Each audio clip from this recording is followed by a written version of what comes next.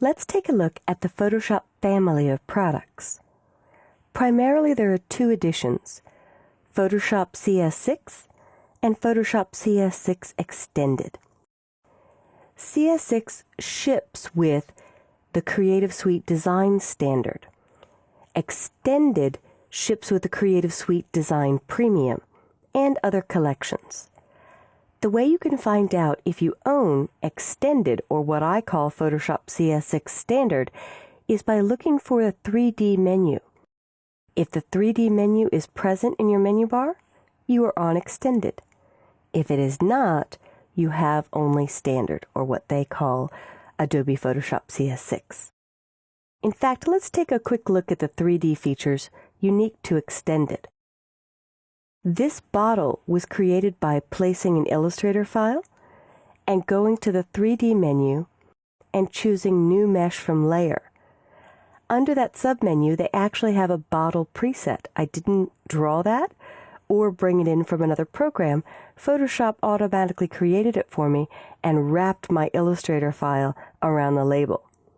You could actually start with any flat image to make a 3D object.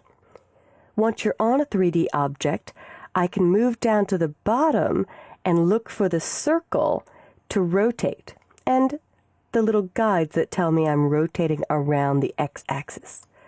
When I click and drag, one of the very cool new features of CS6 Extended is this live shadow that follows my 3D object.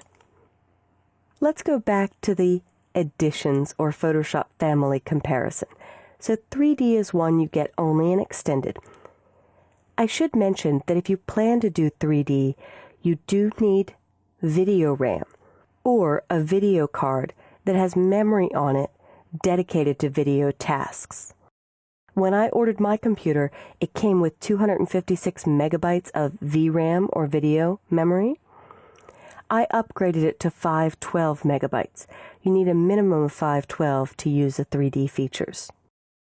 In fact, the computer I'm working on today has 1 gigabyte of video RAM. So for the 3D features, it is faster than my personal computer. There are two other versions of Photoshop. Actually, technically not Photoshop, but part of the family. Lightroom was designed from the ground up with photography in mind. It's excellent for the professional photographer as well as the hobbyist. It's based on a database. So although I live in Adobe Bridge for managing my personal images, with large folders of images, Bridge can slow down. But because Lightroom uses a database to do all its cataloging, it is much faster. Lightroom also heavily uses the Adobe Camera Raw dialog, known as ACR, to do corrections. So those are a few reasons why you might look at purchasing Lightroom. And finally, we have Photoshop Elements. Elements I call the beginner version of Photoshop. Anyone could use this, and it's designed for home use. It's ideal for people who want to scan and retouch archive photos, old photos from their family, or people who have point-and-shoot cameras, consumer class cameras that don't have changeable lenses. It even does a great job at correcting your phone images. Some of the new smartphones have really high-res cameras in them. My new iPhone shoots in HDR, high dynamic range, so I'm getting some quite pleasing images out of there. And I actually use Adobe Bridge and the Camera Raw dialog to make those spectacular. One other difference before we leave between Photoshop CS6 and CS6 Extended is something you may never encounter: medical imaging.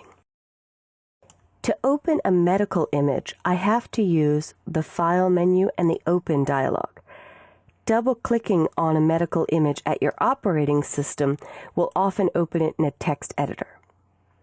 My vet was kind enough to give me permission to use an X-ray of my dog in this class. So when I choose File Open and navigate to my Assets folder and Chapter 1, I'll see the X-ray.dcm DICOM image. I'll click Open just to show you a little bit of what they can do, and you'll see the X-ray of my dog's leg. As I scroll down on the right, I can even see her name, Fel or if you're English, tell McCatherine. If I hit open again, I can do everything that I would normally do in Photoshop to this image, including zooming in. They also have some importability as a sequence of X-rays. But since I really never touch the DICOM images and don't work in the medical field, I'm going to close this and hit Don't Save. Now, to finish up this video, I'm going to go over a little bit of history. Adobe was founded all the way back in 1982, and for a useless fun fact, the name Adobe actually came from the creek that runs behind John Warnock's home. John Warnock was one of the 2 original founders of Adobe. And you could see a screenshot of the original Adobe logo designed by Warnock's wife. Photoshop actually started shipping with version 1 in 1990. We're all the way up to version 13 with CS6.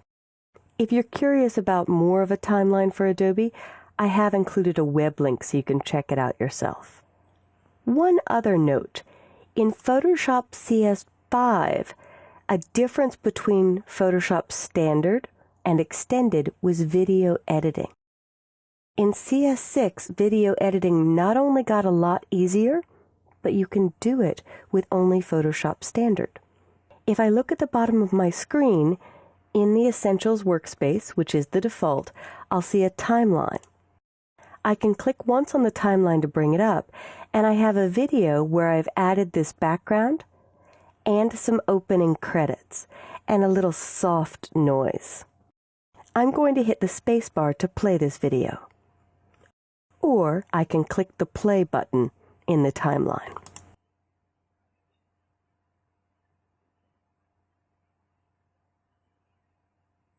Stand up, Roman. You can do it. Yeah. Good job. What a happy little standard.